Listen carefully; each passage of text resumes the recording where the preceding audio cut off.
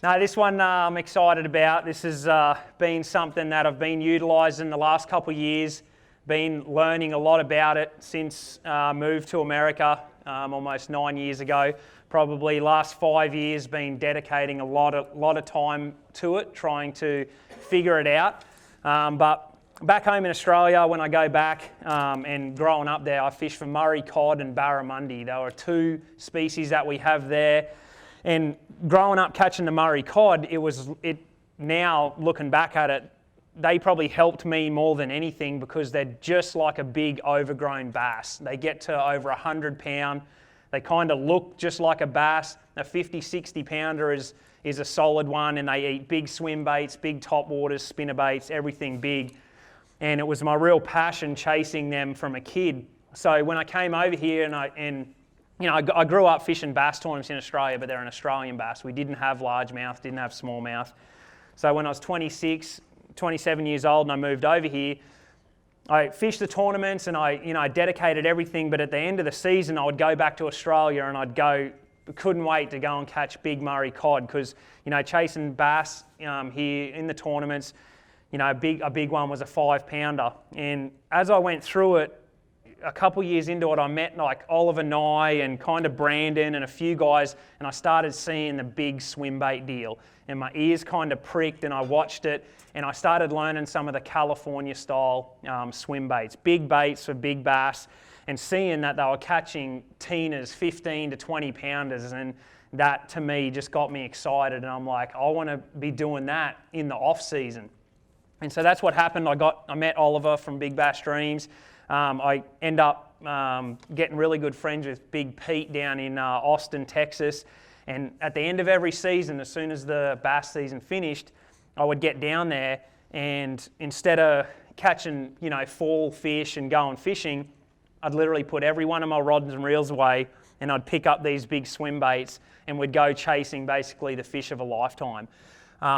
So sort of the Texas, Oklahoma region, I lived in Tulsa actually for quite a few years, is where I started to learn it, where it's not known, not many people do it, it's just a little bit of the unknown.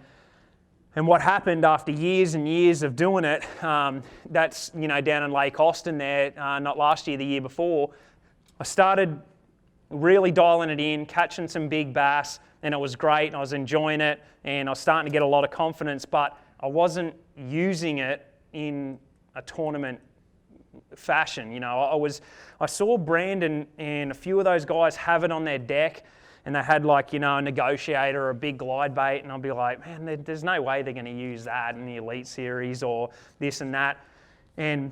But they were, they had figured something out, but I hadn't sort of dialed it in yet because it's a very hero or zero type of bait. When we go fishing for that fish there, we'd fished, that's a late afternoon, we cast all day, and I got that bite right at the end of the day. It's the only bite I had all day, so it's not a very good tournament technique. So I'm like, how can I add this into my tournament arsenal? And at the start of last year, I started to figure it out, and things started to click. And now the glide bait and the big swim bait this year alone, it gave me my best year of my entire career here in the US, simply because of that glide bait.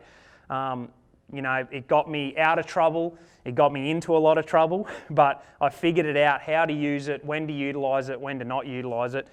And with this style bait, when you're using a big bait, a real big one like that, this really isn't a big bait, but when you're using like the Hinkle and Giant, you're truly chasing the biggest bass in that area. That's what you're trying to do when you're throwing a big bait.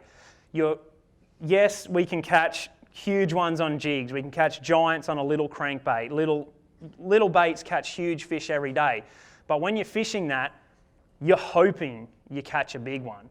You're fishing a little bait, catching fish, and maybe you'll catch a big one, or a jig we know might catch a big one, has a good chance of catching a big one. When you fish a glide bait and a big swim bait, you are specifically targeting a big bass. There's just no doubt that's what you're going after, and that's what throwing the big bait is. The Hinkle here is not designed for a great tournament bait, but what happened was when I started to realise the power of going bigger, is when I fished with Pete quite a few times, he had this Hinkle trout, and it's worth quite a bit of money. Not many of us have them. They're hard to get. You can get them a little bit better now, but it was twice the size of the glide baits that I was throwing. So I was throwing high-powered herring, you know, pretty decent 6 to 8 inch baits, good size baits, but Pete was throwing this. It just towered over all of my swim baits. Every single day that I fished with him for years, he would catch a 10, he would have a 13 or a teen plus fish, bite it and almost get it. He'd have 2 8s, get it and get off, and I'd have like 1 5-pounder eat my bait. And it happened every time.